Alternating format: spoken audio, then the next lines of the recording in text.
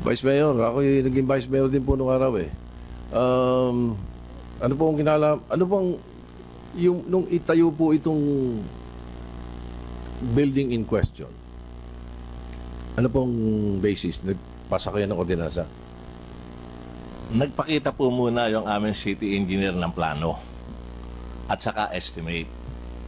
Pagkatapos, yun po ang hinihinga niya ng budget para matayo yung building dahil ang sabi po niya, okay na kay Mayor na itayo natin itong building. Oo, so yung ordinance po ang ginagawa ninyo? Ang pinapasa ninyo? Opo. Okay, ano pong ordinance number ito?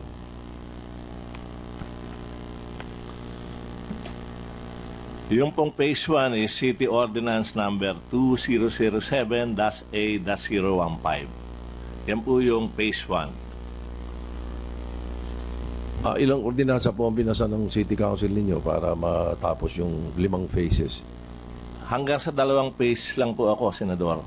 Hanggang anong... Phase 1 na 400 million at saka yung pong phase 2 na ang title po nakalagay dito na nag-a-appropriate ang City Council ng 2.260 billion na kanina po kinu-question ko nga itong papel na ipinakikita ni Mayor Junjun doon sa nakaraang pagdinig kasi po doon po sa explanation of expenditure na pinakita ko kanina hindi po naka-itemize kung saan po pupunta at kung paano pong nahati-hati yung 2.260. Hindi po kagaya doon sa 015 na doon po sa explanation of expenditure na pinakita ko kanina, maliwanag po doon yung pagkakahati-hati at kung ano-anong project po yung pupuntahan, Senador. Anong number po yung hindi maliwanag po, yung paghahati? Yung pong hindi maliwanag yung City Ordinance number 2008-035. Tama po.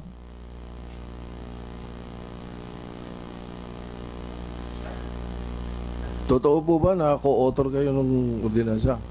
Sang-ayon po dito sa papel na to na kanina po, hindi ko lang alam po kung nasubaybayan niyo yung aking paliwanag na nauna na ito ho kinu-question ko po ito sapagkat kung matandain ho si Mayor Binay at yung aming mga kasamang konsehal, Senator, noong pong unang araw ng July na kami ho nagkaroon ng pagpupulong, kung mamarapatin po ninyo, bibigyan ko ng paliwanag sa inyo kung ba't po kinu-question ko kung okay lang po sa inyo. Kini-question ninyo yung pagkakasama ng pangalan nyo sa ordinansa? Opo. Bakit po? Nung dinapasa po ba yung ordinansa, wala kayo doon? Andun po, pero ang ibig kong sabihin, kinu-question ko ho yung first page na kung saan nakalagay po na ako'y author. Dahil kami ho nagkaroon ng kasunduan na hindi ko susundin yung dating practice na author yung Vice Mayor, author pa po lahat yung konsehal, dahil kung yun ho papayagan ko, magiging rubber stamp na lang po kami. Wala na pong makapagtatanong, wala na pong makakapag-amenda, sapagkat alam naman po nating pareho na kung ikaw author hindi mo pwedeng questionin yung sarili mong ordinansa. Hindi po namin ginagawa yun. Siguro po, kanya-kanya tayo ng style. Sa Quezon City Council, kahit sino po pwede magtanong. Dahil pag ikaw ang author, maaaring hindi ikaw ang sponsor. Siyempre, yung sponsor, gusto mong tanongin kung paano niyang nireport out yung batas mo or yung bill mo. But anyway, that's beside the point. Gusto ko lang pong malinawan din yung mga punto kanina. At ito po, marami rin po kasi, marami mga impormasyon kasing binibigay sa amin dahil mula po nung magkaroon ng hearing last week, siyempre meron din pong mga nagbibigay ng impormasyon sa amin tungkol sa mga personalidad na involved dito sa mga issue dito. Meron hong kaming pwedeng paniwalaan, meron pong hindi. Kaya meron hong mga pinadala sa amin dito mga impormasyon din ng iba. Yung iba, tingin ko, reliable yung pinanggalingan, lalo na paggaling sa ISAP. Yung iba naman, hindi rin. Pero meron kasing mga gusto kong malinawan dito, pero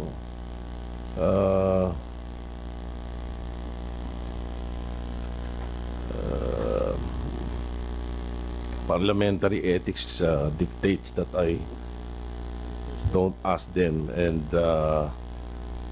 ask these questions in our committee or probably during an executive session. Pagka hindi lang po siguro ngayon, pwede naman sa committee na lang kasi mayroong mga issue na kaming tatalakayin sa committee. Doon sa committee, na meeting ng committee siguro at marahil ay mas maganda dahil maraming makaka-attend sa mga kasama namin. Doon ko na lang siguro tatanungin yung iba. Yung ibang mga parang linawan lang naman, mas mabuting itanong ko na rin ngayon. So yung pong pinasan yung ordinansa, may presyo na nakalagay sa tansya ninyo. Magkano yung phase 1 at phase 2? Yung pong phase 1, maliwanag po 400. Pero yung pong phase 2, na sinasabi ko, na kinu-question ko po kanina, may listahan po ng mga proyekto. Meron pong 1, 2, 3, 4, 5, 6, 7, 8, 9, 10, 11, 12 proyekto po yung nakalista na pupuntahan ng 2.2 billion. Kaya lang, bakit po walang nakatapat na halaga? Hindi po ito kasi, hindi naman po nakalagay, kaya ako po kinu-question, hindi naman po nakalagay doon sa mismong ordinansa kung magkano ang pupuntahan ng bawat isa.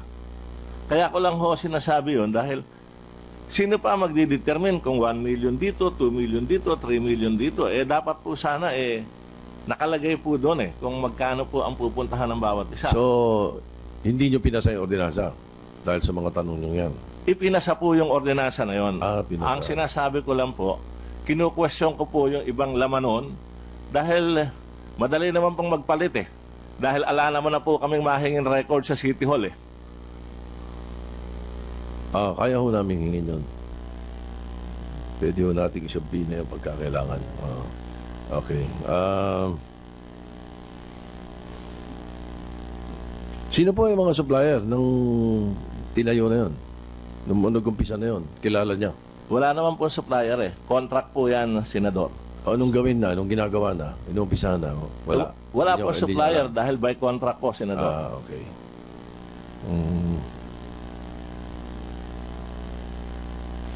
Si Atty. Bundal, meron po ba kayong koneksyon kay Atty. Bundal? Magkaibigan ba kayo? Naging kandidato ko po siya nung ako'y kumandidato. Pala. Oo, nung 2010 po. 10. Kayo naman ang tumakbong mayor noon. Opo. No? Okay. It's 2013 siya naman.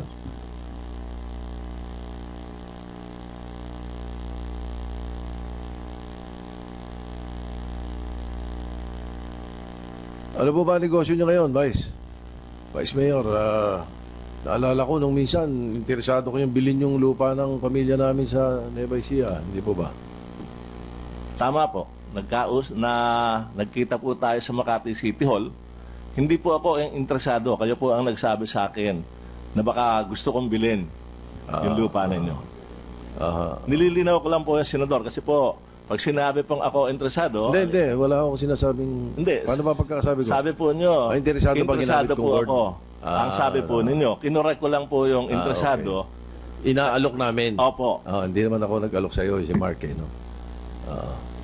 Yung ano namin, yung taga-pangalaga doon. Kasi taga Nueva Ecija kayo. Opo. Ngayon,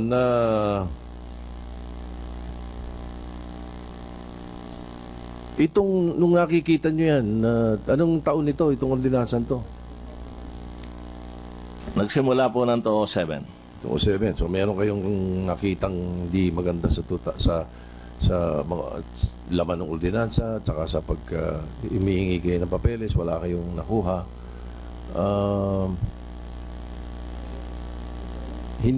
Anong ginawa ninyo? Nag-file ba kayo ng kaso or ano ba kayo ng kung sino man ang tingin nyo involved sa corruption sa Makati? Wala po akong kinalaman sa pagkakasampa ng demanda. Hindi po, noon, wala kayong ginawa noon. Wala po, dahil ala naman dapat pang makita noon dahil nakabakod po yun, Senador Sa construction po engineer lang naman po at saka yung contractor ang nakakapasok doon, kaya wala po tayong pwedeng makita. Hindi, based doon sa mga dokumento sinasabi nyo na ito, ganito, hindi sinasabi kung para kanina, sino magdidikta kung ano itong 1 million, kung saan Okay lang, wala kayong ginawa noon. Ngayon ko na lang po ito tiningnan. Noon meron na pong ganitong reklamo at nang matanggap ko po yung notice na ako'y kinukumbida po dito. Okay. So, kamusta po kayo ngayon? Ano ba negosyo nyo? Minamanage ko ho yung aming isang resort at ako ho ay nagmamanage ng isang construction company. Ano ang pangalan ng construction company nyo? Yung po Twin Leaf Group Incorporated. Ako po ang nagmamanage nun. Okay. As I said,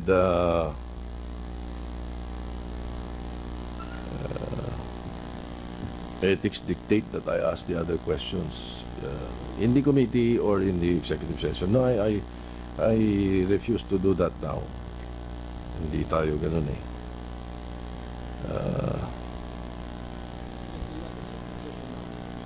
Not necessarily because tayo lang eh.